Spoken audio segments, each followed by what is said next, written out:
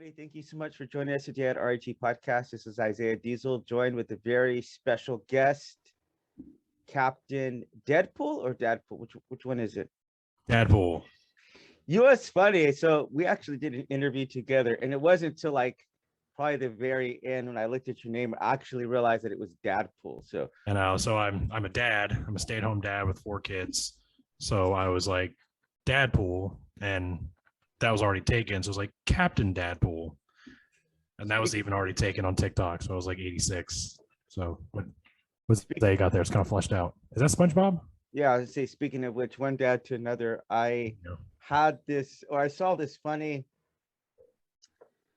I don't know if it's just some video, but these like dads, these dads they built this treadmill to prepare this new dad for fatherhood, and this treadmill had like Legos and little pieces of food and stuff, and it was going on repeat. So he had to walk in and he was stepping on all the Legos and stuff. I think I saw that. It was like dad training or something. Yeah, it's pretty hilarious. So you got exactly. you got 4 kids. Wow, I'm extremely jealous of you. I only have 1. Oh, don't be. I had 2 on purpose. The third one was not so much on purpose.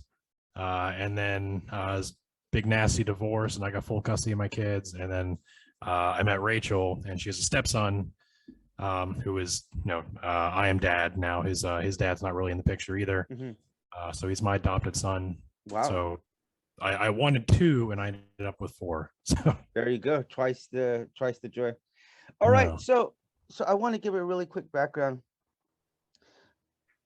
Okay, so I actually met Oz on another channel, on a black atheist rant guy on his channel, and when I went in there, Oz was actually extremely nice, but people were leaving some really nasty comments in the section, and the guy is actually using all kinds of extremely crude, vulgar profanity.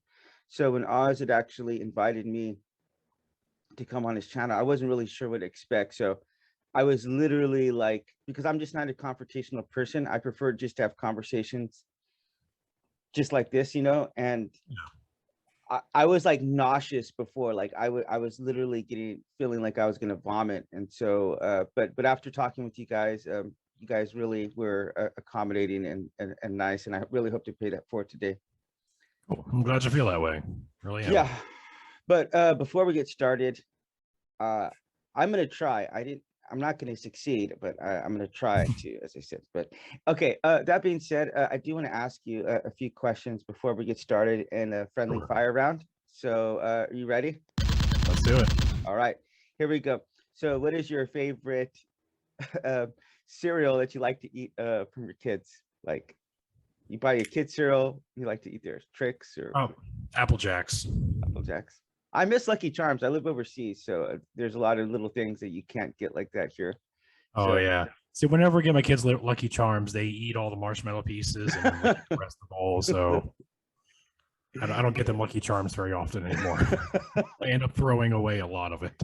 If any cartoon character you had to choose to be your best man, who would it be? And you cannot choose SpongeBob because he's already going to be mine. Oh, that works. Oh, SpongeBob. Oh, cartoon character. That's a good one. Let's go with Optimus Prime. Optimus Prime. All right. I bet if he's going to be my best man, I bet he would give like the best speech. Yeah, you'd be pretty overshadowed by him. That'd be pretty funny. All right, got a couple more. Here we go. Next one, top 3 British bands of all time. British bands? Yeah.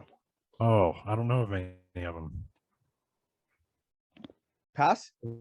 Yeah, let's pass on that one. This is a no-brainer for me because Duran Duran, will always be my favorite 80s. And then I can agree with that. Really big Cure fan, and then the Smiths. Those guys just love them to death. The Cure, definitely. Yeah, I'm not a huge music junkie, so it's hard to like bring all that information to the front of my head. But yeah, the Cure and Duran Duran for sure. So the Smiths I'm not super familiar with. So you're probably into movies, I assume. Mm-hmm. All right. So if you're going to get killed by any horror film person, villain, monster, who would it be? Pyramid Head from Silent Hill. Last question is coffee or tea? Coffee. Yeah, coffee. It's hard. Like I drink coffee regularly, but I do enjoy a nice glass of tea, like hot tea, like every now and then. Whenever I'm feeling mellow, I just like chill out with a glass of tea. Well, I live in Korea, so tea is like, Oh, yeah. they have tea markets with like literally hundreds of kinds of tea in it. It's amazing. Oh, sure. Yeah. Yeah, literally. You could just some bizarre random stuff too, like either flowers or bark of a tree, and pretty interesting stuff. Okay.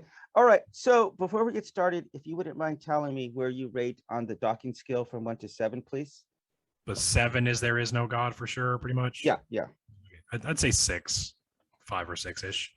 So you would call you lean more towards agnostic atheism? Yeah, pretty staunch atheist, but I would never say that I know absolutely that there is no God. Okay. All right. So I sent you some questions. Did you get a chance to look over them? I did. I glanced over them very briefly. I didn't get to rehearse though. Oh, all right. I know this is last minute. We put this together, but I do want to say this. I normally have an atheist co-host. I say unfortunately, but fortunately, one of them just had a baby, so he's been out of commission for the last few weeks. Oh, it's all. Yeah, amazing. I'm really happy for him. And then my other one is a bit sick, so it's going to be a one-on-one interview, which is great because I'll get to interact with you more. But all right, yeah, let's get right in this. I like to send these in advance because usually sometimes when people are asking questions, they're done so with like an ulterior motive, or it's either gotcha or they're trying to set you up for some kind of trap or something. I literally had Bryce tell me that, like, I'm asking you questions, but I'm actually thinking 5 moves in advance so I can get you to go in this direction. So those are the kind of questions I like to ask. So that being said, number 1 is, what was the biggest crack that caused you to deconvert? The biggest for me was just my education. I went to a Bible college. Before that, I was in the church for 10 years and I learned a certain thing. And I went to a Bible college associated with the same denomination that I grew up in. And everything I learned in the church turned out to be totally wrong. And like one of the biggest ones that answers I always give is I'd always been taught that the 4 gospels were written by Matthew, Mark, Luke, and John, 4 independent eyewitness testimonies of things that Jesus did. And then I get to Bible college and I learned that no, they did not write them. We have no idea who wrote them, but they almost certainly were not written by eyewitnesses. They were written in another language 30, 40, 50 years after Jesus's death. We don't have the original copies. We don't have the original copies of the original copies of the original copies. So that for me was pretty ground shaking. So that's the most pivotal point, I'd say, that kind of started it all. So, okay, so let's unpack this a little bit. So I assume then, did you go to some kind of more liberal, like liberal college? I wouldn't call it liberal. I wouldn't call it fundamentalist either. It was charismatic Pentecostal. Interesting. But yeah, it was not like hardcore fundamentalist. It didn't teach that the earth was 6,000 years old. It didn't teach that the Genesis was meant to be taken literally. They kind of taught like multiple ways to view each issue and then let you choose. Well, that's good if they didn't teach that the Bible is 6,000 years old, because the Bible doesn't even teach that. So that would be pretty out there.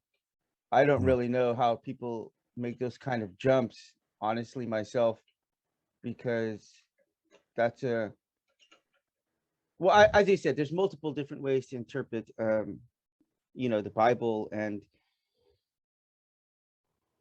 personally, I'll just give you my own personal opinion. Okay, so this just gets down to epistemology, and this is going to come up because I do want to talk a little bit about the history. And I am not so much a scholar or by any stretch of imagination have studied like the biblical history, but I do have a degree in history in general, so I understand some general principles about history. Sure. But that being said, before we even go down that route, I just want to say, just in general, we have very limited knowledge about the things that are around us. On our best, days, we know 1% of what is out there to know in the universe, right? You would agree with that? That's like a genius. You take a genius, maybe they know 2% of what's out there. Okay, Sure.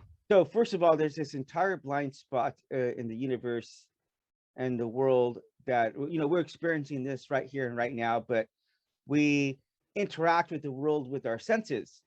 And unfortunately, those senses are not nearly as accurate as we might think that they are.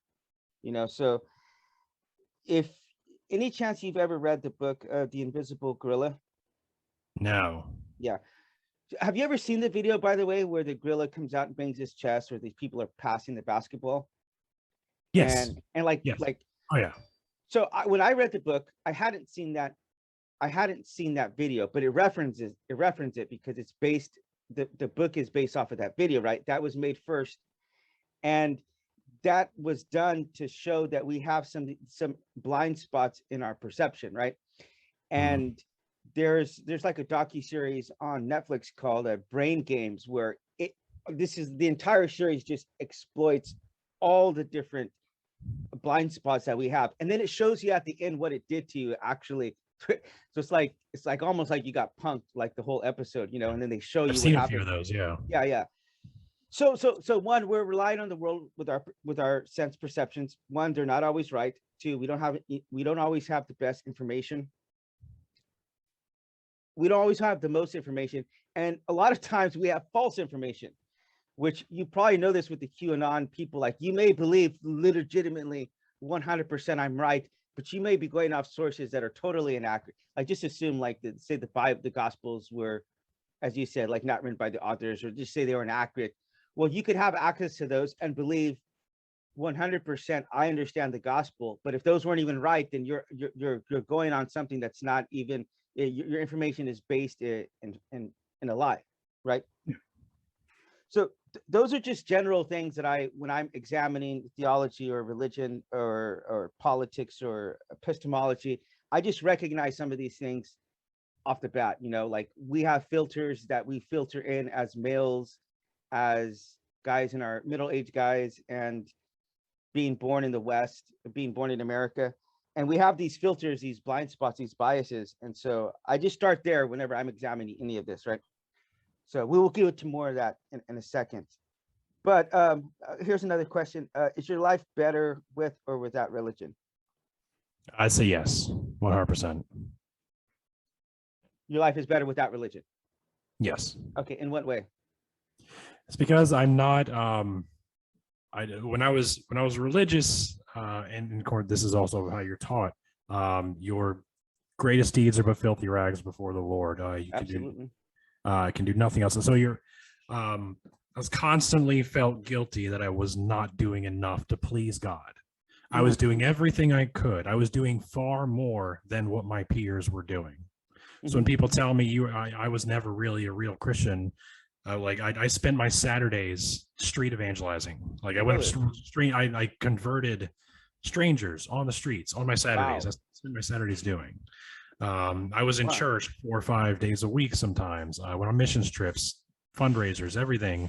I was obsessed, but I still felt like I was not doing enough. I wasn't reading my Bible enough. I wasn't praying enough. I was still sinning. So I was constantly in this feeling of guilt that I was not good enough. I wasn't doing enough, et cetera, et cetera. Sorry to laugh. Yeah, no, you're fine. Just like, I'm still sinning. It's like, oh, but I still had to eat, but I still had to breathe, but I still had to poop. Like, yeah, you're a human. We do these as humans. We're fallible people. Right. And I'd always try to give myself that grace, but still I was like, oh, I'll be playing a video game. I'm like, I could be reading the Bible right now. I'm such a terrible Christian, you know? Like, I'll go out and hang out with friends. I'm like, oh, I could be spending time in my prayer closet right now. I'm such a bad Christian. Wow. So I constantly felt that. Now I don't feel that way. Obviously, I'm not working towards pleasing God. I'm living my life the way I see fit. I'm a good guy. I do good things. I'm relatively happy most of the time. So like, my life is more fulfilling now than it was then, because before I never felt like I was doing enough. And maybe that's my fault. Probably a lot of Christians would say, I know, I used to be one. Um, but at the end of the day, yeah, I was constantly burdening myself with not being good enough. Yeah, that is a horrible feeling. I will say that, and I will say, because I probably spent about 10 years not a Christian as an atheist. So when I did throw off the shackles of my parents' religion, it was very liberating, especially being overseas, to be promiscuous, to do drugs and traveling and partying. I got all the world religions. I'm not sure if I told you that before, but I really do. Like, I have, you can Yeah, I see, remember you showing that. I got them all on my back and leg, and it was really interesting. One, to explore other religions, and like, for example, I went into Palestine and stayed at a mosque for like a week down there with the Muslims. Went and stayed in like a Buddhist temple here in South Korea. Got to live like a Buddhist monk. So I really do have a hard time relating to a lot of Christians who are like, oh, you guys are all just 100% wrong and we're like 100% right. And Yeah. first of all, I mean, we're going to get a little bit into this about the theology. Like, I'm positive I don't understand everything about Christian theology. I know that because some of it is illogical, some of it doesn't make sense, some of it is self-contradictory, and it's just the fact that I'm not a biblical scholar. In fact, one of the questions is about learning Greek. Like, I don't know Greek, I don't know Hebrew, I don't know Aramaic. So whenever you're telling me that, I was like, wow, like Yeah. Oz. I heard in the chat, because I came into the Discord a little bit late, and I just heard, like, I was like, oh yeah, I noticed whenever you had mentioned, like, I'm not sure if you're saying it to you or someone else, who goes, whenever you mentioned whenever you mentioned something about you knowing this history, that I didn't want to talk about that. I'm like, well, I'm not going to talk about something I don't know, like, I'm ignorant on some subjects. So I'll be honest, if I don't know about it, I'm going to be like, I don't really know about that one. I mean, That's as I fine. said, No one expects you to be. I mean, I do know about history, though. I do want to talk to you a little bit more about history. Real quick, going back to what you were saying about being promiscuous and all that as an atheist, um, that's one thing I never experienced. Like I've never was in, I guess Christians would call it worldly or hedonistic. Mm-hmm. I was never that way even when I became an atheist. I was never became promiscuous. To this day I've never done drugs. Wow. I drink, I cuss, I do, but I've never been, for all intents and purposes, my morality has not really changed all that much. Like, I'm still the same dude when I was a Christian. Interesting. But piggybacking off of what I said earlier about feeling guilty, what I did do was I would not listen to certain types of music. I would not watch certain movies and things like that in order to keep my soul pure, that whole thing. Well, now I can listen to whatever I want. I can watch whatever movie I want and not feel guilty about it. And that's great. If I ever decide to do drugs, I have no desire to, but if I did, I wouldn't feel guilty about it. I would feel bad if it started to negatively affect my life. Right. Like, occasionally I'll drink too much and then I feel bad. Like, oh, I shouldn't have drank that much. I need to do better because I want to be a healthy person. Like, that's me convicting myself to do better. Right. So not for the sake of God. It's for me. And your kids. I mean, that's I would think, like, I wouldn't want to be getting drunk around my. I will have a couple of beers here. I mean, I was a former alcoholic. I was a functional alcoholic. So yeah. I've had some really, really bad nights, like unbelievably bad nights with alcohol. But I mean, that being said, I will say that my favorite bands, most of my favorite bands, are secular. And although I would say, generally speaking, I don't watch a lot of rated R movies, but it doesn't have anything to do with, like, oh, I can't watch a rated R movie. Like, it has nothing to do with that. Like, a lot of movies I like are rated R. In fact, this Hugh Jackman movie just came out. Because I'm a sci-fi nut. Have you seen that? I know what you're talking about. I can't remember what it's called, though. I'm not sure if that's rated R, but even if it is, I'll go see it this weekend. So, because it just came out here in South Korea. Yeah. So I'll tell you this. I don't really understand Christians who think and behave like that.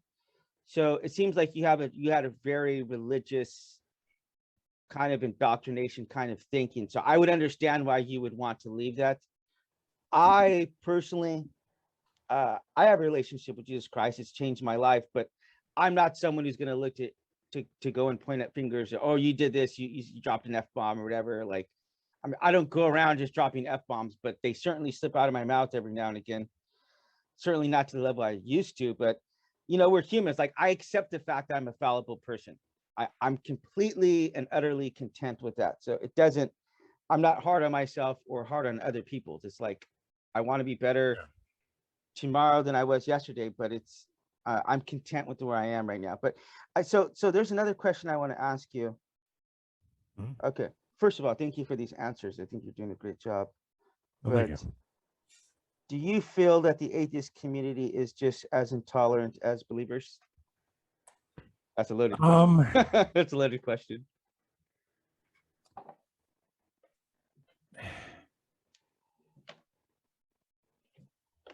Yes, but it's different. Go ahead. Because all the atheist community has in common is a lack of belief in God. That's it. Everything else is fair game. You have atheist anti-vaxxers. You have atheist hardcore QAnon Republicans. Yes. Oh, yes. You have atheist hardcore liberals. You have atheist hippies, atheist Wiccans. So beyond the lack of belief in God, it's all over the place after that. So I've had other atheists come. I have more atheists blocked than any other group. What do you mean blocked? Like blocked on TikTok or Twitter or something else. Why is that? Because they will come after me because they think like I'm an ally and I'm going to agree with everything they believe.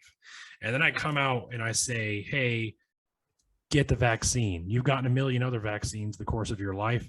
Get the vaccine. It's not that big. I don't know how you feel. It doesn't really matter. But there are hardcore anti-vaxxers even in the atheist community. So they'll attack me and they'll start calling me dumb and whatever. And I'll just be like, blocked. Don't care. You're lost, not mine. Because you're making vaccine videos, is that what you're saying?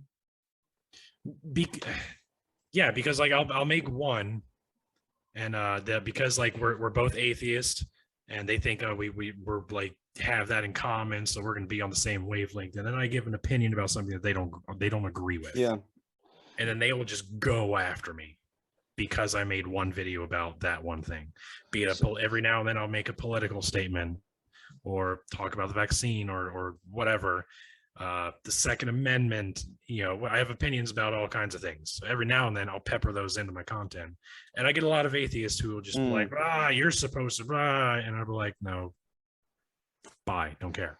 That's there's okay. Absolutely, there's racism, there's misogyny in the atheist community. Absolutely. It's pretty fringe. It's not like a huge problem, but they are there. So this is just one side note, because I did ask one of my atheist co-hosts this question. I just want to get your opinion, but do you think atheists or believers are more likely to be racist? It's hard to say because that has a lot more to do with your upbringing than your religion. Like an atheist can still be raised by a non-religious racist family. And it's just inbred into you? Yeah. Right. It's pretty rare. And likewise, you could be raised into a religious family that is inherently racist. Right. But not necessarily. Like the church I grew up with, I wouldn't consider racist. It was predominantly white, but it wasn't racist at all from my observation.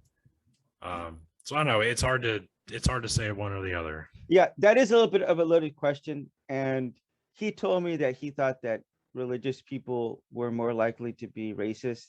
And I'm not going to just disagree with that, but I will say, like, people don't live consistently with what they say and what they teach. I don't think it has so much to do with religion. I think it has more to do with Christian nationalism. Okay, that's fine. Which has hijacked Christianity in order to perpetuate their own ideologies. Right. So I agree with you there. I will say this, that again, people don't live consistently with what they say.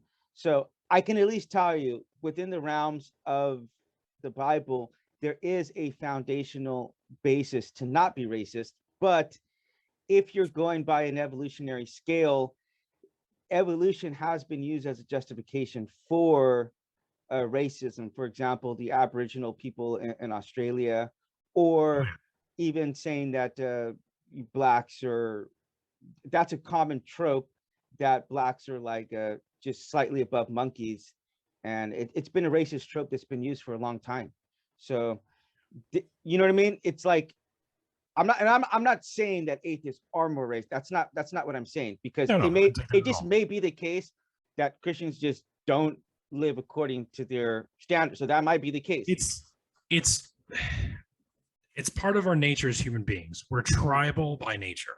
Right, right, It doesn't really have anything to do with religion or lack of religion. It has everything to do with us being tribal right, and being afraid of people who are different from us. right. I agree with you Some there. people, some people will see people who are different from them and be like, we need to get them away, or we need to get Yeah, rid of them, or we need to separate us from them. And some people will see people that are different from them and say, we need to befriend them. We need to right, understand right, that right, we can cohabitate so that we right. can share this land, share our resources, and get along. Yeah, So there are two different approaches to this right, right. inherent tribalism that we have.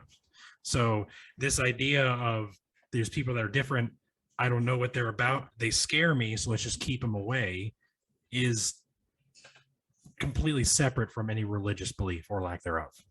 It's just kind of Right. interwoven sometimes. Yeah, I agree with that.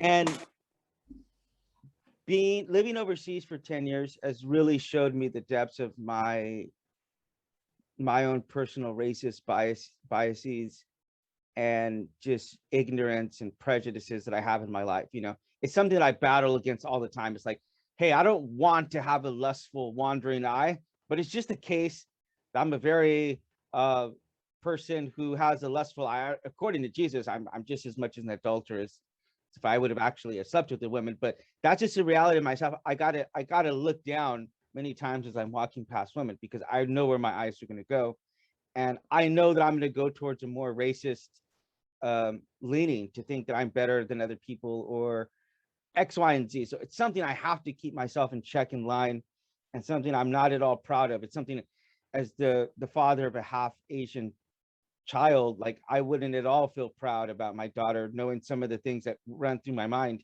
But it's a reality. And if I'm going to deal with that, I have to be honest with myself and honest with others, that even if I philosophically know the Bible 100%, certainly doesn't mean that I follow it 100%. You know, it certainly doesn't mean that I don't practice cognitive dissonance and so on. Anyway, that was a bit of a rabbit trail. All right, so you know, I'm a Christian, and it's a bit of a tricky subject for me as far as the LGBT community, because on one hand, I simply do not agree with the lifestyle. Okay. And I do not think this is healthy. I do not believe that self-mutilation in any form, whether it's for depression or BID or any other dysmorphia, I don't personally believe that that is a good thing to be doing or endorsing to people. All right. Now, I may be wrong. You may disprove me, or someone else may disprove me, but that's just my opinion on the issue. However, that says nothing if whether or not I actually care about the person, or they would be my friend, or I would want to love them. And I do not believe in practicing hate speech. I do not believe in attacking people. I would see them in the same way I would see someone who's still an alcoholic, or maybe still promiscuous, or like people I know here as a Christian who open up to me about their pornography addiction. I don't say, oh, this is more or less than that one. It's just I see them as problems in people's lives. But unfortunately, if you make that profession to atheists, I don't know, maybe some atheists are not what you would call an ally or whatever. I'm sure that exists. I'm sure homophobia and transphobia exist inside of the atheist community as well. But Yeah. but in the teen community, I was asked my opinion on the topic, and notice something. I didn't go in there and be like, oh, trans women aren't women. Like, I didn't go in there attacking anybody, anything like that. I was asked my opinion about a topic. I expressed that opinion, and I got attacked by so many different people, to the point where I finally just said, you know, I these aren't the conversations I want to have. I'm trying to humanize people. I'm trying to assume the best in people, because sometimes people just don't even want to know the nuances of what you actually believe. This happened to me as a believer, being like pro-choice, for example. You know, Darth Dawkins? Oh yeah. I'll send you the video just so you know what I'm talking about, because once he found out that I was like pro-choice, he wouldn't even let me articulate that. One, I wouldn't even support abortions past 3 months in the first place. So any abortion past 4 months, I think at that point the baby starts to become something that needs to be protected. So I would only support it up. Good. And that's not a thing, even abortions after 4 months, unless it's to save the life of the mother. Right. So okay. So it's like, I would Which say, not willing to even entertain that conversation. right. So okay, yeah, exactly. So it's like, and I would be the first, as the father of a beautiful little Asian daughter. I can tell you, babies are the most beautiful, amazing thing in the world. And if a woman were doing something like that, like clearly something is wrong about the situation. So I would think we need to rectify some problems first before we think about doing making abortion. I would love to see abortion totally legalized and never, and no one ever doing it. But I'm like, first and foremost, we need to have a universal health care, because I live in South Korea where we have universal health care, where everyone has access to affordable health care. And it's maybe not like the top tier as it is in America, but you're not going to have to worry about filing for bankruptcy. Or I'm like, I could go to the You don't have hospital. that here in America. You will absolutely have to file for bankruptcy. I know. I could go to the hospital here, even if I didn't have insurance, get in and out with my medicine, see the doctor, and out for $50. Okay. That's nuts. That is unheard of. Well, my wife spent a week after C-section in the hospital. The total bill, even if we didn't have insurance, would have been $1,500. Okay. So it's basically $200 a day for the C-section.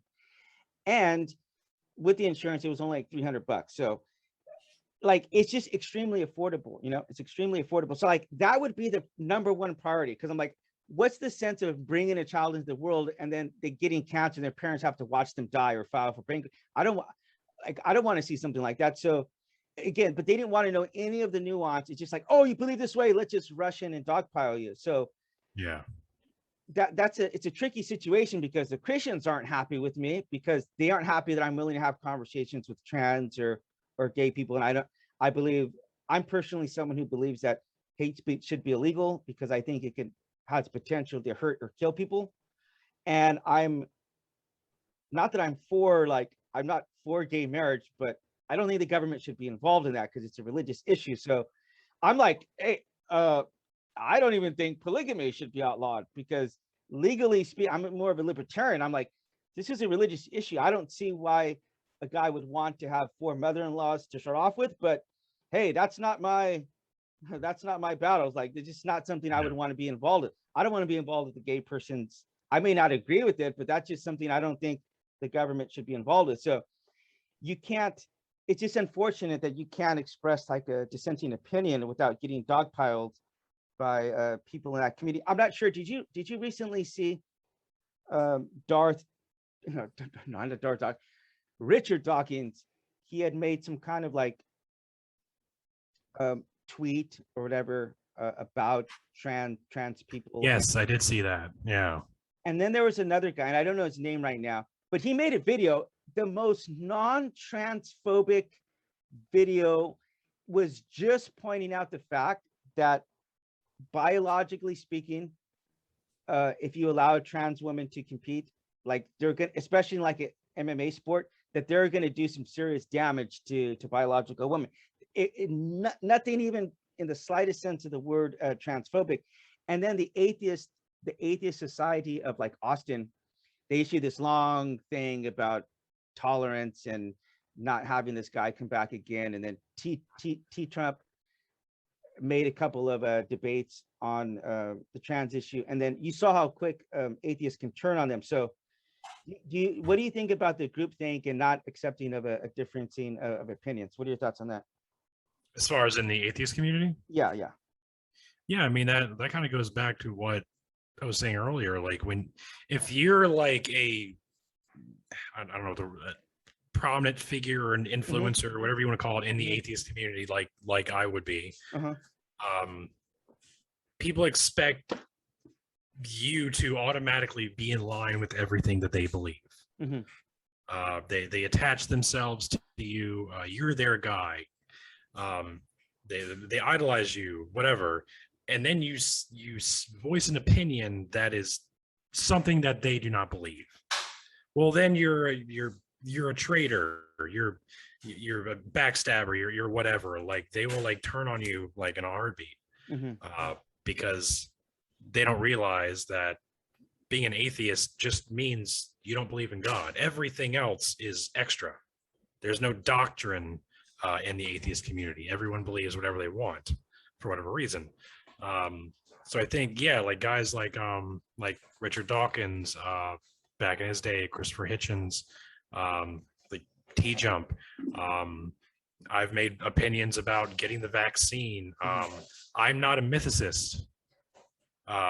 That's a big one in the atheist community is mythicism, for those of your listeners who don't know, is a belief that Jesus was a mythological figure fabricated out of nowhere That he never existed. for whatever reason, by the Romans, by Josephus, by the Caesars, whatever.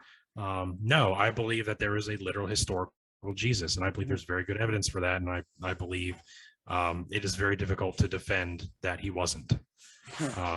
So that puts me at odds with a lot of people in the atheist community. They want me to be a mythicist too, but I'm not. Now, I haven't had anybody come after me for that specifically, but that's just an example. Like, Right. people expect you to be on the same wavelength as them. So, are you familiar with the historical character by the name of Toussaint Louverture?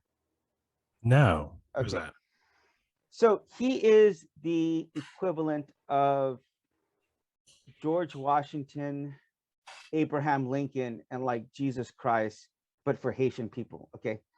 So I spent some time there after the earthquake, and I got to learn about the history of Haiti, and I actually wrote a book about Haiti and a little bit about their history, Haitian history. But this guy is virtually unknown, but he fought against the French to liberate, actually fought against Napoleon to liberate Haiti from colonization and, European imperialism, and actually is pretty much directly responsible for the United States getting the Louisiana Purchase, which is practically like a steal, because the United States was actually trying to buy New Orleans for $10 million. And then we wind up getting the entire Louisiana territory for $15 million because of the fact that Napoleon had lost his main revenue source in the Americas, which was Haiti.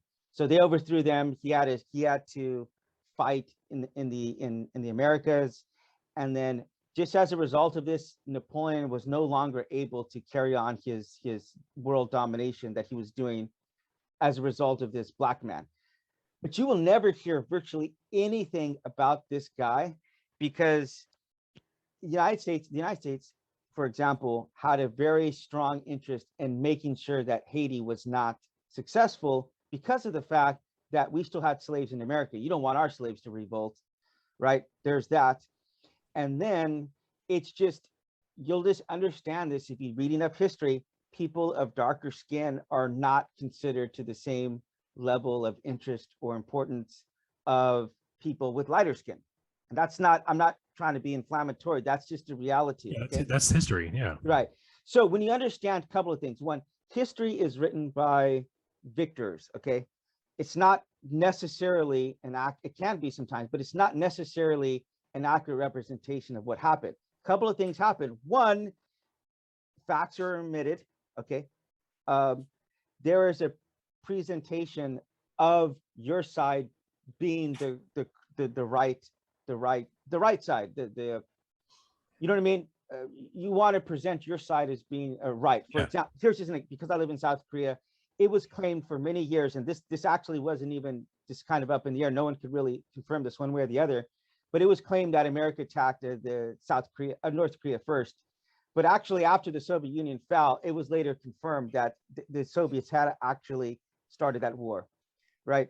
So, but in North Korea, that's what they claimed. They claimed that it was American imperialism, and Kim Il Sung fought off the Americans like that. So, but over there, that's a classic example. In North Korea, they write the history there. Okay, you learn. So what they teach is not an accurate representation of what actually happened.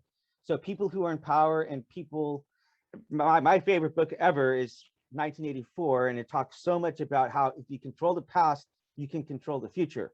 Okay, so if you understand that in principle, you can understand that when people are writing history, it's for a very specific reason. Okay, so the fact that you don't know about Toussaint Louis Overture, but you do know about a Napoleon Bonaparte. I was going to say Napoleon Dynamite. It just came into my mind. You like that movie? Yeah, it was all right. When I was in Bible college, guys were obsessed with that movie. So yeah, I didn't get the hype, but yeah, I know. Because then I watched and I was like, you guys really? I get that it's that stupid comedy. Like I get that, but it was overhyped. Yeah. So, and I'm not saying because of this fact, Jesus Christ exists because of this fact. I'm saying that assume he did exist, okay, and you don't have kind of first world or the first, as we call like a primary source, because that's what they always say. We don't have primary sources about Jesus. Well, one, you have a couple of things. One, history gets censored. Two, this is a textual criticism I am going to give about the New Testament. The fact that a lot of these weren't written, as he said, like 5 years or 10 years after Jesus was died, you know. So just by nature of that, some of these things you might consider them second sources. Maybe they were actually first-hand sources, but there's some stuff that winds up either getting lost, mistranslated, or copied over. So it's not. Yeah, good. I want to. Well, hold on. I want to ask you a question here.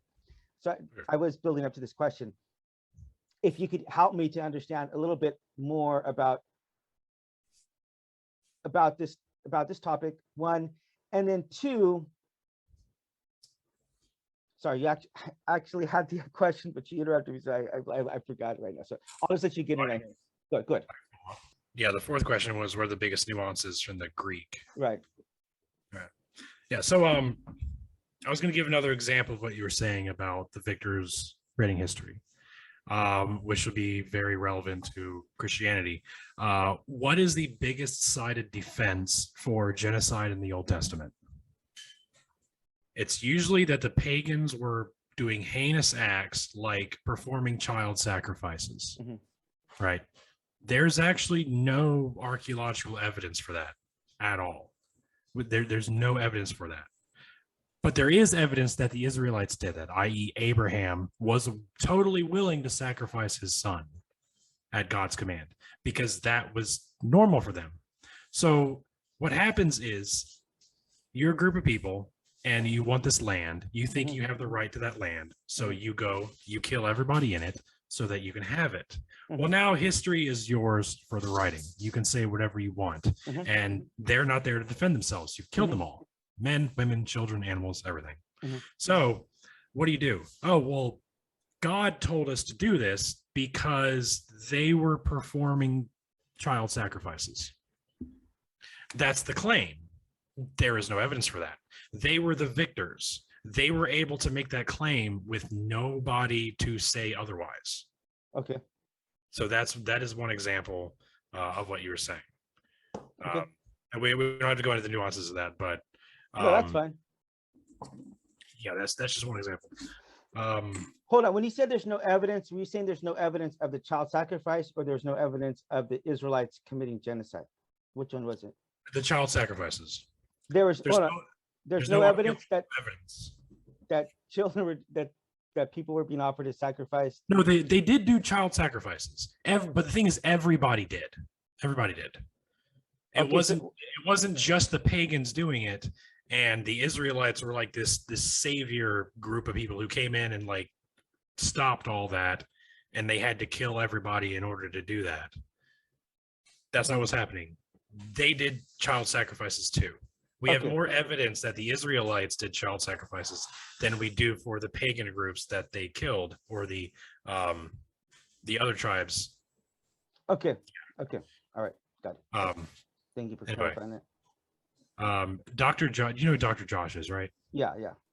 Yeah, he wrote a book, The Atheist Guide to the Old Testament, Mm-hmm. and he writes about that in that book. It's fantastic, and I've looked up everything that he said, and he's right. There doesn't seem to be any archaeological evidence suggesting. Anyway, So, we can move on. Well, no, that's fine. I'm just saying this as a general rule, because again, I don't know specifically about this history. Because my focus of history is actually like United States and world history post 1945, because I have a political background interest as well. So I am more interested in that than the ancient. Like, it doesn't really interest me, because I'm trying to figure out, like, for example, what's the deal with Afghanistan? Like, what's the history there? Why is it so important? Why do we have bases there, et cetera, et cetera? I live in South Korea, understanding the DMZ and all that stuff. Those are the things that are most interesting to me. So I'm not saying that it's not a valid field to study, but I just know some general principles about history. Okay, so you're primarily, when you're studying history, is your primary source of reasoning is deductive reasoning. That can very, very much be inaccurate. Okay. Oh, sure. If you, that's not my area. I'm just, So I've not studied that particularly in depth. That's just something I've been studying recently. It's just okay, yeah. And I'm not discounting what he wrote, because I honestly, just genuinely, first of all, I've never studied it. Second of all, I don't have any interest to study it. It's not even something I want to do. It'd be a waste of my time to do it, honestly. Yeah. I have some other interests. I'm more interested in like humanitarian and learning relevant history right now, because it may or may not be the case that what you said is true, but with history, you can only give like certain percentages of stuff that might be accurate anyway. Okay, because a lot of the places that you're trying to see, I've seen them. I've seen some of these ancient ruins, like in Greece, and you're just trying to dig up and uncover and trying to put, it's like a puzzle. So you can read about, like, you could read about what the temple of Zeus look like, and I went and seen it, but it's like you're seeing like two columns and like a foundation, that this is what you get to see right now. And so you got to try to put pieces together. So again, I don't want to go down, because I'm just ignorant on that fact, Same. So we can move on to the next question about Greek, because that is something that I am more educated in. Sure. So I can speak more onto. Right. So if you read so first of all, how long did you study Greek? Second of all, I was so impressed, by the way, whenever you said that. Actually, just to give you I'm just talking to my dad about this, but my mom put a lot of pressure on me to go to Bible college. I had no interest to go to Bible college. I'm interested in history and interested in being a history teacher, which is what I have the opportunity to do now. But oh God, didn't miss much. So much pressure on me to go to Bible college. I went to Bible college, but then I really wanted to learn the Greek. So I got a full ride to do my master's, and then she put a lot of pressure on me to come back to America. This is why I actually just wound up going to Korea. She put pressure on me to go to California to my dad's church to help him out. And so I didn't pursue the educational pursuits that I really wanted to, because I was trying to appease my parents. Same thing with being a Christian in the first place. I was just trying to get my parents' approval, and that's why it was like a faulty, fake religion that I had before. And so I've had an experience with Jesus Christ now where he's done some things. He's done miracles in my life. He's spoken to me. So I'm not persuaded one way or the other by what you or Bowen would say, because I've experienced something firsthand. So I already know the evidence that you guys would point to. And I know just as a someone with the background in history, how to decipher some of this stuff before we even have the conversation. So I'm not as persuaded. Doesn't mean that what some of the things you're saying are not accurate, because from what I understand, yeah, it was not decided exactly what was even in the Bible for hundreds of years later, you know. So I remember you mentioning something about that one, and it is by no means, even to this day, it's by no means settled on what we believe about Jesus Christ. Because if that were the case, there would not be 50,000 sects of Christianity. So you're gonna, if you point out that it wasn't clearly decided back then, I'm like, well, it's not clearly decided now, so that doesn't really hold any sway for me one way or the other. You know what I mean? So anyway, that being said, what are some of the nuances that you pick up from Greek that maybe you wish that other Christians would pick up on? You don't know. So when it comes to Greek, when it comes to the Greek translation of the New Testament, what we have is not far off. It's pretty spot on, actually. Like, you can read the NASB or the American Standard Bible, which is the most literal. The Young's literal translation is the most literal, but it's harder to read because in Greek they parse the verbs differently than we do in English. And the Young's literal, they don't take liberties with that parsing. So sometimes it reads like Yoda speaks. Right, of course. The NASB makes those corrections and does not really lose the meaning while doing it. So you can read the NASB and get a pretty good sense of what the Greek says. Now, what is missing is the cultural understanding of the words, and that's where the education goes. So one of the best examples is the word love, right? We have love, and love can be taken any kind of way. Mm-hmm. But in Greek, there's three different words. There's agape, phileo, and eros. Agape is the unconditional love that God has for us, right? Mm-hmm. Phileo is a brotherly love. Eros is a sexual love. Three different kinds of love, but we have one word that we just stamp onto everything. Now, Inuits or Eskimos, I like to use this as an analogy. They obviously deal very heavily with cold temperatures and snow. They have 10 different words for snow. Right. Like, we would attach an adjective to the snow. We say, oh, the snow is powdery, or the snow is slushy, or the snow is dry. They have a different word for each type of snow. So in Greek, it's the same way. So when Peter says, or when Jesus says to Peter, Peter, do you love me? And Peter says, Lord, you know I do. And Jesus goes, well, then feed my sheep. And Jesus asks him the same question 2 more times. There's like 2 different words for love there. He's saying, if I remember right, I might be fuzzy on the details, but I think Jesus saying, Peter, do you agape me? And Peter says, Lord, I phileo you. And Jesus like, oh, so you phileo me. Does that make sense? So Jesus saying, do you love me unconditionally, Peter? And Peter says, I love you like a brother. So what's pretty different way of looking at it, right? Right. So what's the deeper understanding you would get? I'm not sure. Okay. I get what you're. I can't really pull meaning from it. I can just tell you what is there. Yeah.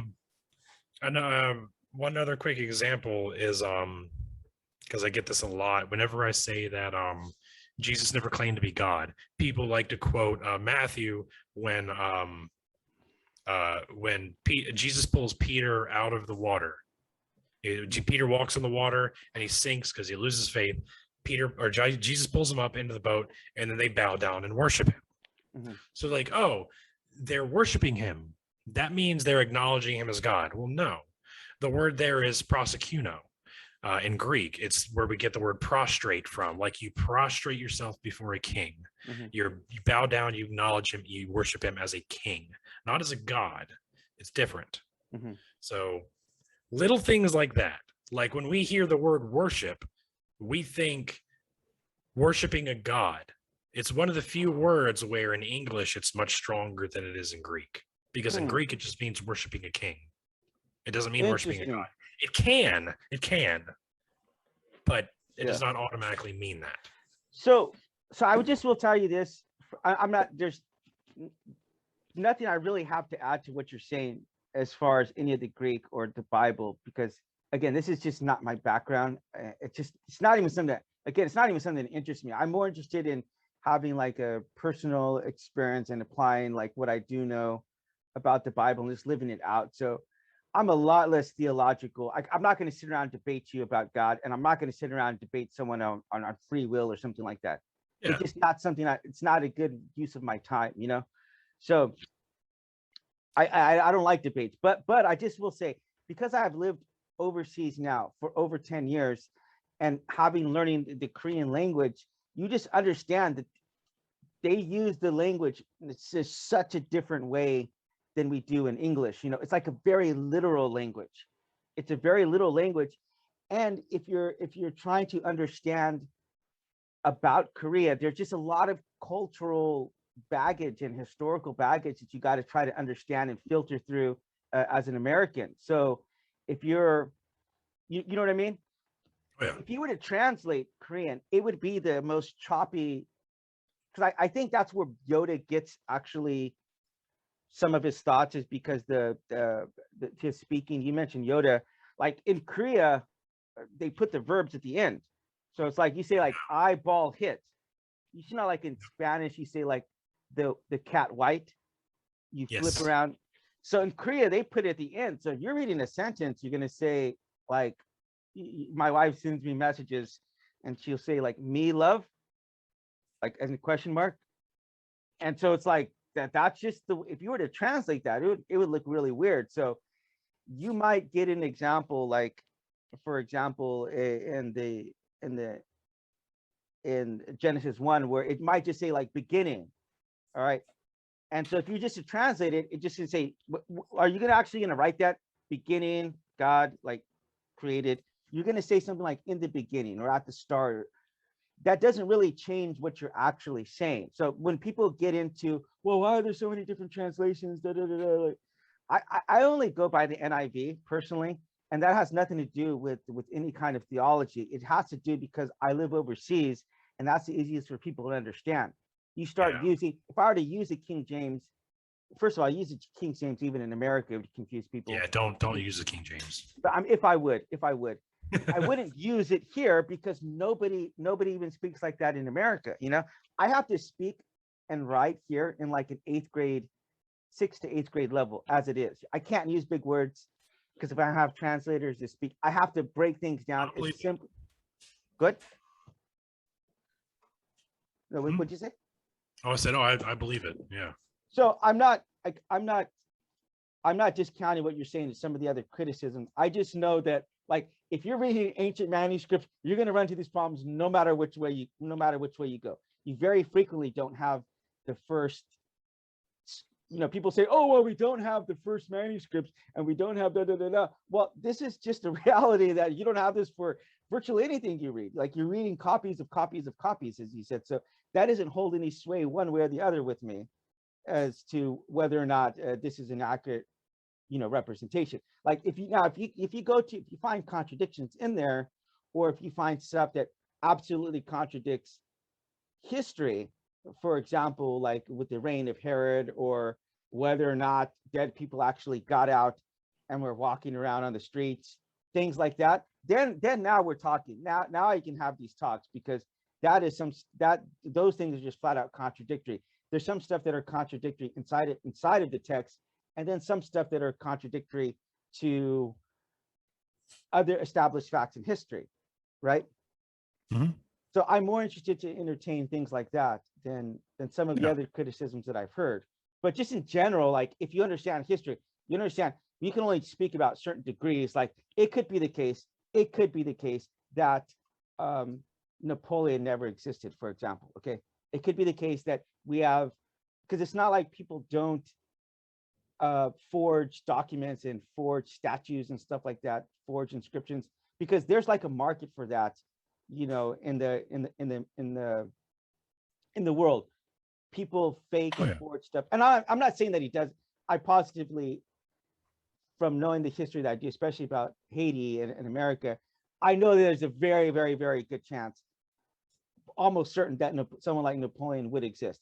But if you know that, there's no way to know in the same way that I know the parts of of water,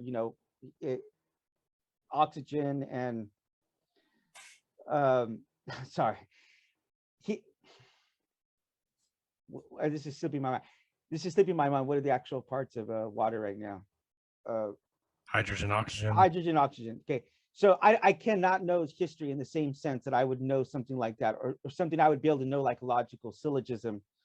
There's a lesser degree of certainty I can have. Doesn't mean that I don't accept them as someone who studies history, but you just understand it's by no stretch of the imagination like a science, like biology or something, Yeah.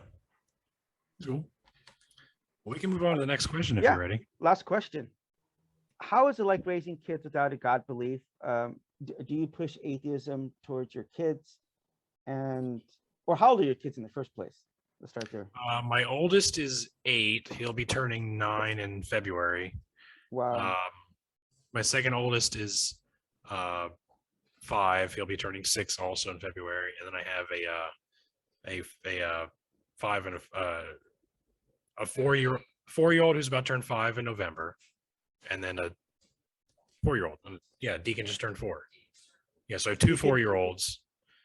Wow. 5-year-old and yeah. So you have to you are taking care of them full time at the house, and you do like YouTube stuff and TikTok. I know you do TikTok, right?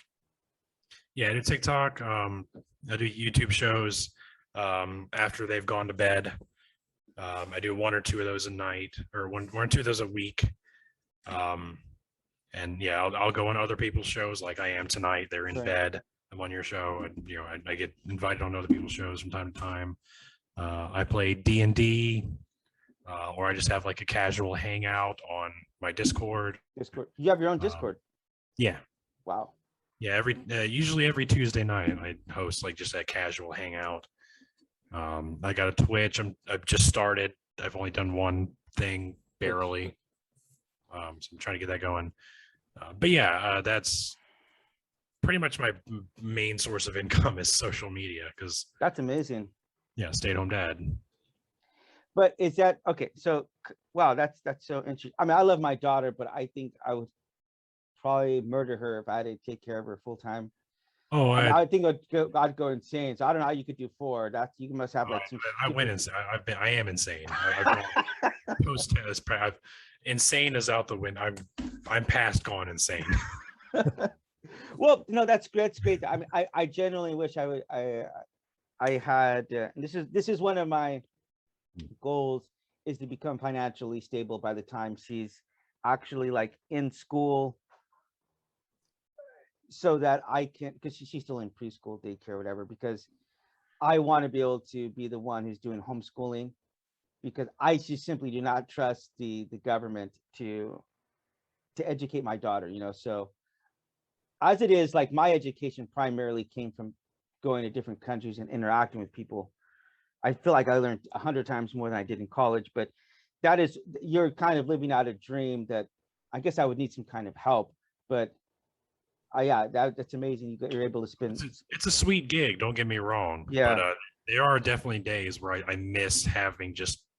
I used to do construction. I used to be a corrections officer. Wow. There are days I miss those days. I really do, because they drive me crazy. But that was over the summer. They just started school last week, so now I get like 4 hours a day to myself, and that's nice. Yeah, good. Thank you for that. So the question is, I guess they're not really even at the age where you could do that. So what are your plans for the future as far as? That's kind of the thing, is I've been waiting. I don't push anything on them. I've just been waiting for like my oldest, again, who's about to turn 9 in February, to ask me who is God, who is Jesus. He still hasn't. He has no idea. No one's ever taught him who God is or who Jesus is. Yeah. He's an atheist, not because I taught him to be an atheist. He's an atheist because no one's taught him about God or Jesus. Oh my God. His God is YouTube. Yeah. YouTube is his God. Minecraft is his God. Yeah. No one's told him about God. He just lives his life. Yeah. you know. So if one day he comes around and he asks me those questions, I'm not going to tell him that no, that this doesn't exist. I'll tell him I don't believe he exists, but you come to your own conclusion. If someone invites him to a youth group, I'd be like, go figure it out for yourself. I'm not gonna tell you what to believe. You figure it Yeah. out. Like, you are not my property. You are your own person. You have your own life. Figure it out for yourself. That's really good. And I have a different idea though about like how I would teach my daughter about religion in the first place. But Well, sure. I'm against indoctrination. Like I do believe indoctrination just it turned me off. You know, I didn't want anything to do with God after that. So my mom, ironically, probably the biggest irony in my life is that by her forcing religion down my throat, right? Like, you know, in Uganda, how they take the milk and they pour it down the baby's throats so that they'll get fat, because like being fat in Uganda is actually like it's a sign of beauty, actually, ironically. But it's like that's what my mom was doing to me. She was just forcing it, shoving it down my throat, not allowing me to find it on my own. And it just turned me so off to religion. So I'm very conscious that I don't want to do that to my daughter. But it's not like that's not going to be Jesus Christ plays the most central part of my life. It is the reason why I live. It's the reason why I wake up. It's the reason why I do missions. So it's not like it's not avoidable. But on the other hand, I would love my daughter to explore other religions like I did, because as a Christian, I've learned from Muslims, I've learned from Hindus, I've learned from Jews, I've learned from their orthodoxy and their commitment, like interviewing Jew on the channel and hearing the lengths he has to go through to actually practice Shabbat, and which is Sabbath. And like that's convicting for me as a Christian, because I'm like, I wouldn't do something like that. I'm not committed to my faith to that extent, you know. Or to hear from Muslims how they pray 5 times a day, and actually going into Palestine and seeing how they inhale the cold water and clean out their ears and their eyes and everything, and wash out their mouth. It makes you feel like a new person. So it's like it's an amazing. I wish every Christian would actually go down and do this, because you realize when you're praying there, like it's a sensation of being like clean, and it's amazing. So I actually did interview an atheist guy, and he told me that he kept a Quran and a Bible, and I think he said the Bhagavad Gita too. So if your child did come to you and say, like, I was a believer, like what would your response be? I'd probably question in the same way I would any Christian. You know, what is the evidence for what you believe? What have these people told you? It's hard to predict how that conversation would go. You got some years to figure it out. But if he came to me, and I'd like to think that my kids would come to me, and if they were, introduced to this and had questions, they would come to me and be like, Dad, I'm curious about this. Can you tell me about this? And I would. Yeah, it's hard to predict how that would go. Okay, so let me ask you this. Considering some of the stuff that I have asked you, do you entertain at all the fact that you could be totally wrong about like Jesus, whether or not he's true or not? Or do you believe 100% that you know that it's not real? I believe 100% that the Christian God is not the real God. I believe that Jesus was not God, 100%. I don't believe he was a messianic figure, anything like that. I cannot say that there is no God. I cannot say that there is no afterlife. I can say that there is no hell. You can't say that? I can say that there is no logical reason for there to be hell. That it doesn't make sense to be sent to hell for all eternity, because I don't believe in something for lack of sufficient evidence. And all-loving, all-knowing, all-powerful God would not send me to hell for eternity for having questions that were not answered. Yeah. Because it would not an all-knowing, all-loving God know exactly what it would take to convert me, Right. wouldn't he? So why why wouldn't he do that? If he really Right. wanted to convert me, why wouldn't he do that? Right. So if God is going to send me to hell for all eternity, that would either make him a tyrant, evil, unworthy of worship, incompetent, whatever. And that just does not make sense to be attributes of a God if he did exist. If a God did exist, he would not care about being worshipped. He would not punish people for not worshiping him when he did not reveal himself to us the way we would need to believe in him. So by that logic, no, I don't think that there is hell. I don't know that there's heaven. I don't say no, absolutely 1000% it's not, but it's extremely unlikely. I don't think any of those things are true.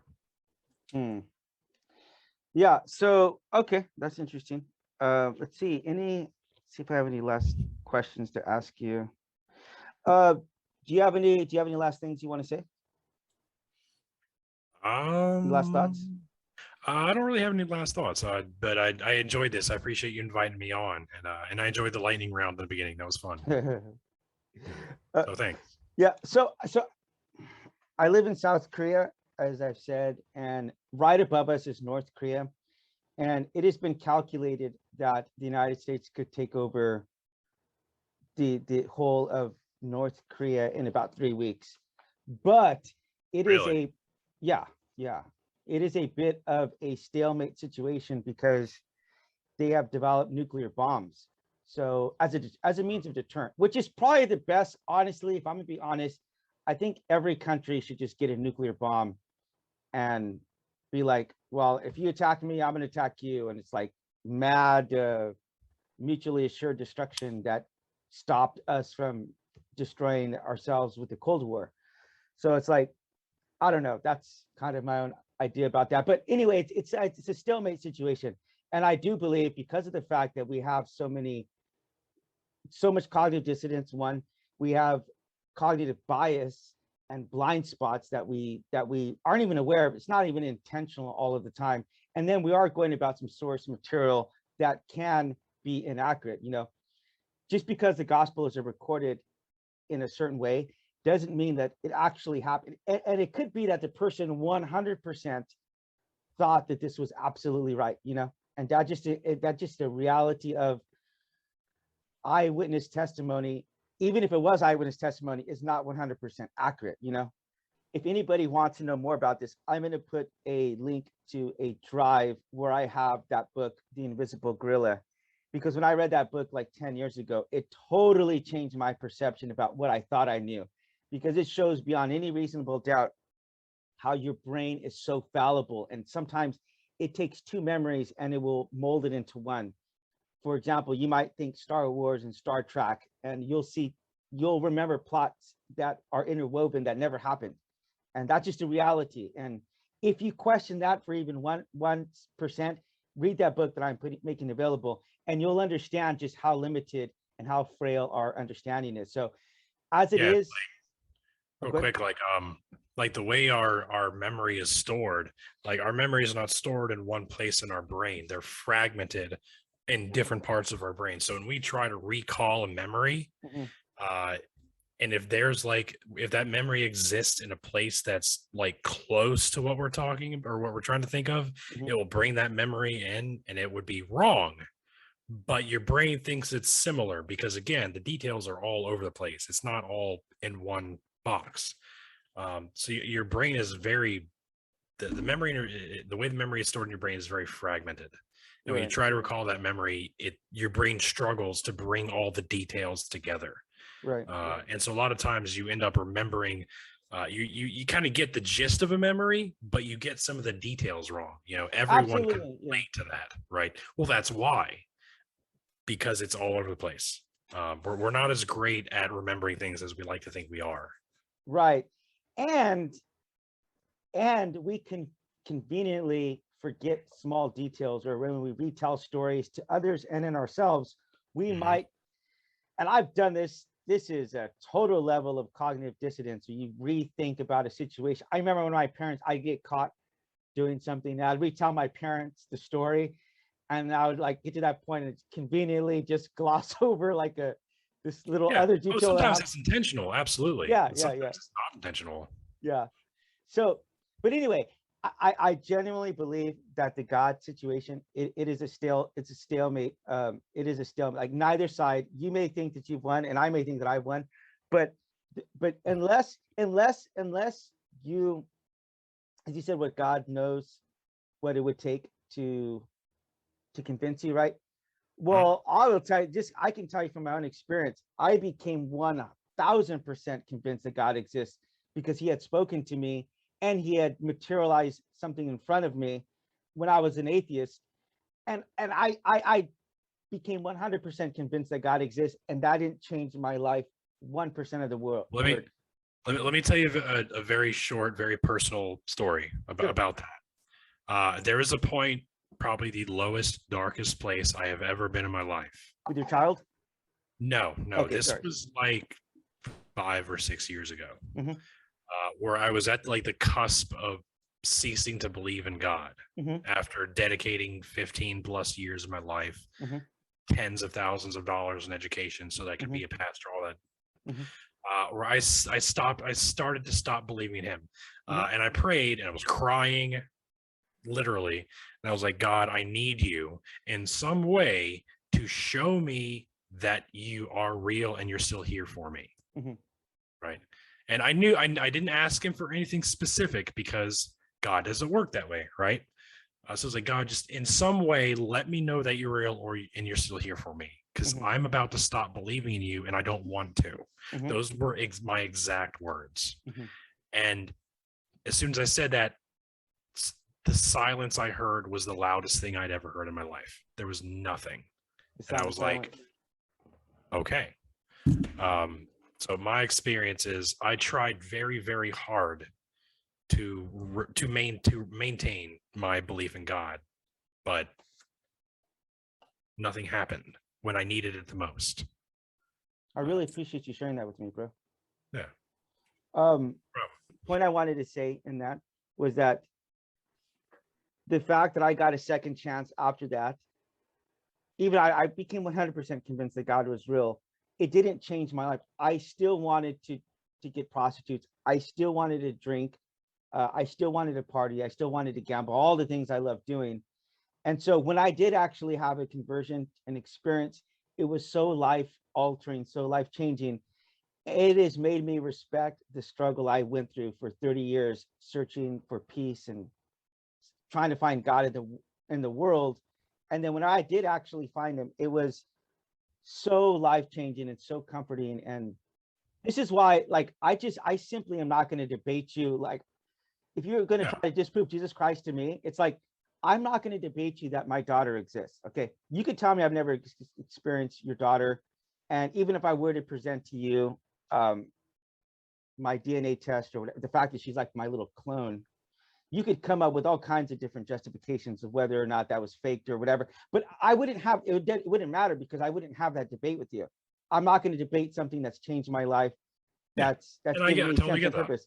So I will tell you, if you want to know some elements, and if you want to unpack some of the stuff that either is absolutely, I would say you're right. The idea of concept of hell is absolutely immoral. Doesn't make sense to punish someone for eternity for a temporal crime. That I see it as a father. This is my perspective. As a father, it is my duty as a father to reveal myself and to take care of my daughter, not the other way around. If my daughter thought that you were her father, I wouldn't get angry at you or my daughter. I would say I failed as a father. So the way that I see it is that it is incumbent upon God to reveal himself. And if he doesn't do it in the times where you cried and prayed, that's a very powerful story. That's an amazing story, but it reminded me of The Sound of Silence by Simon and Garfunkel. You've heard that song? I have. Yeah, The Sound of, yeah. And this other movie, Life is Beautiful. The guy says, there's a line in there, it's really powerful. He says, you see that movie, like Italian movie? No, I haven't seen that one. Well, he asked Cool. the guy.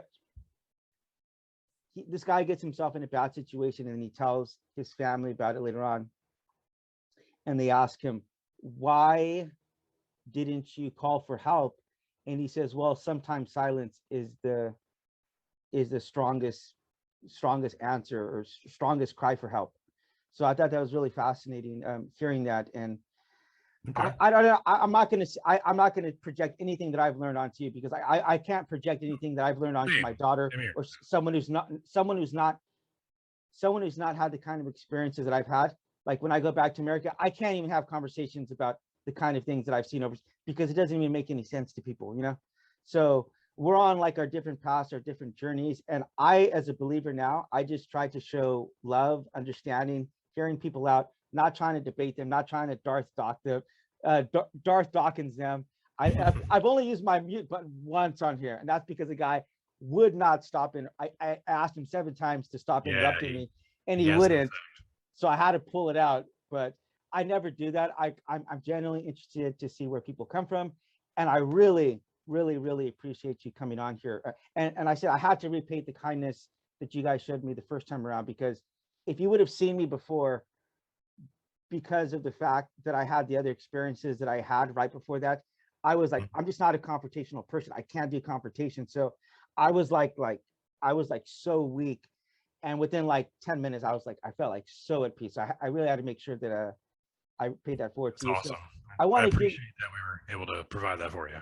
If you can plug whatever it is you do, tell me how I can find you, anything like that, please. Yeah, I'm best known on TikTok as a Captain Dadpool 86. I also have a YouTube show, which is every Sunday. We have a different guest on, usually from TikTok or YouTube. Somewhat of an expert in certain field. We've had authors.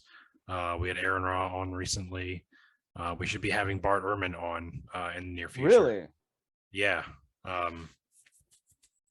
Still working on I've been emailing. Wow. I've been emailing back and forth. So he's been in London. I think he's just now got back into the States. So we were waiting for him to get back in so we can schedule that.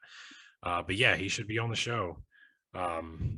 Hopefully in the next month or two. But yeah, you can catch me on YouTube. My show is called Nerds and Heresy, or Nerds Plus Heresy. But if you see me on YouTube, or sorry, on TikTok, there's a link in my bio where you can find everything. I'm on Twitter, Instagram, everything. Pretty much everything but Facebook, apparently. By the way, I saw that you have quite a bit of subscribers on TikTok. How many you got?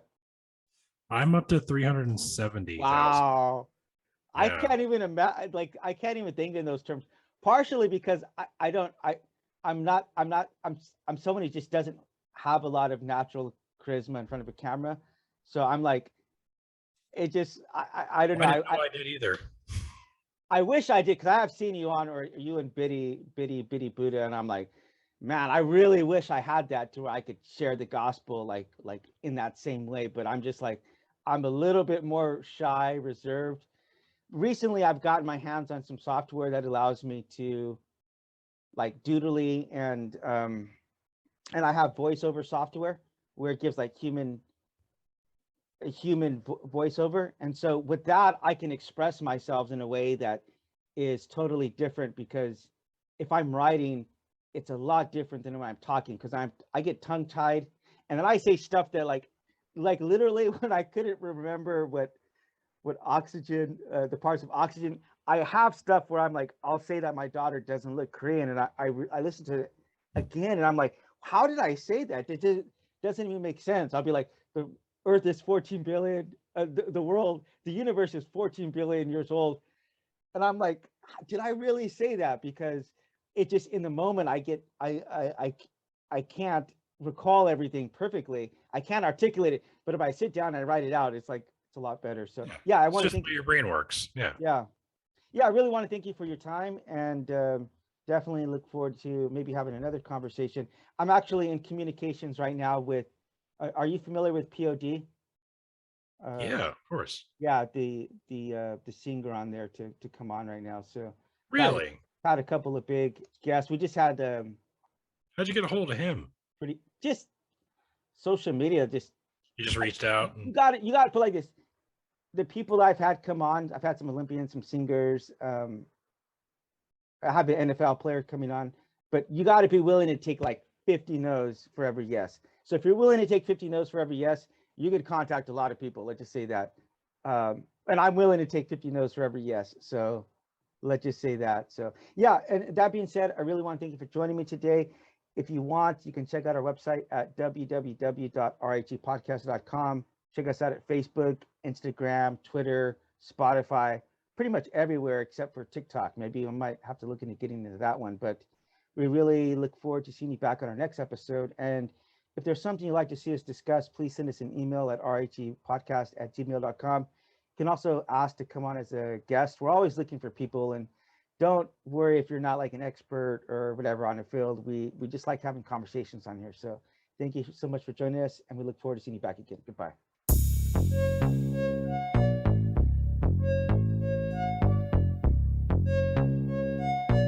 Hey, it's Lucas Luciano.